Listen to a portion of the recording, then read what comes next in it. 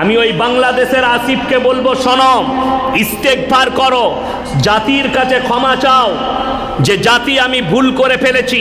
তোমার এই ভাষণের কারণে, তোমার এই প্রমোটের কারণে যতগুলো ছেলে জিনায় লিপ্ত হবে, সমস্ত পাপের ভার কিয়ামতের দিনে তোমাকে নিয়ে হাজির হতে হবে কিয়ামতের ময়দানে। কেন?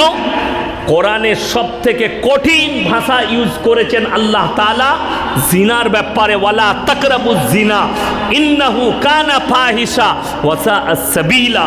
ব্যভিচার করা তো দূরের কথা, যে রাস্তায় ব্যভিচার হয় সেই রাস্তার ধারে পাশে তোমরা যাতায়াত করো না।